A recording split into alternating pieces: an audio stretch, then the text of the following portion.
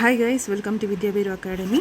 So ಇಲ್ಲಿ inverse ಅಂತ ಕೇಳಿದ್ದಾರೆ, right? Means inverse topic 2x2 means 2 rows and 2 columns ಇರೋದ್ರ ಮೇಲೆ ಯಾವ ಥರ ಮಾಡ್ತೀವಿ.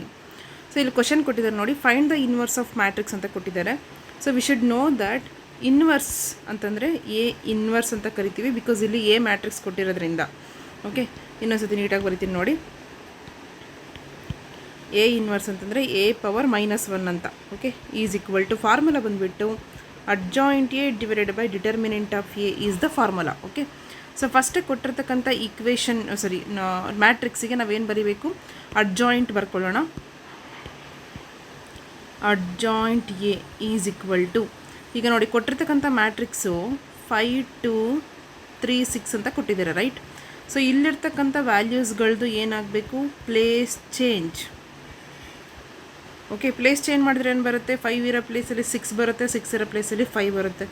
ದೆನ್ ಇಲ್ಲಿರ್ತಕ್ಕಂಥ ವ್ಯಾಲ್ಯೂಸ್ಗಳದ್ದು ಏನಾಗಬೇಕು? Only sign change.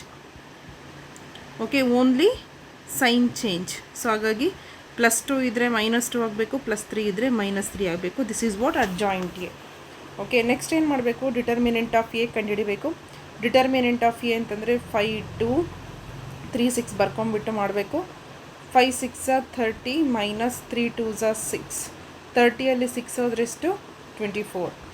Therefore A inverse is equal to adjoint A divided by determinant of A is equal to adjoint A. ಎಷ್ಟು ಏನಂತ ಬಂದಿದೆ ನೋಡಿ matrix? 6 -2 -3 5. Okay, then determinant of A ಏನು ಬಂದಿದೆಯಲ್ಲ ಅದನ್ನು 1 ಡಿವೈಡೆಡ್ ಬೈ ಅಂತ ಬರೀಬೇಕು. 1 ಡಿವೈಡೆಡ್ ಬೈ, ಇಲ್ಲಿ 24 ಬಂದರೆ 24 ಬರೀಬೇಕು.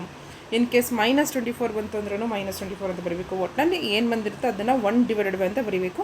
This is the answer for A inverse. ಅರ್ಥ ಆಗ್ತಿದೆಯಾ? ಸಿಂಬಲ್ಸ್ ಜೊತೆ ಹ್ಯಾಂಡಲ್ ಮಾಡಬೇಕಾದ್ರೆ ತುಂಬ ಕೇರ್ಫುಲ್ಲಾಗಿ ಹ್ಯಾಂಡಲ್ ಮಾಡಿ. Okay, thank you guys.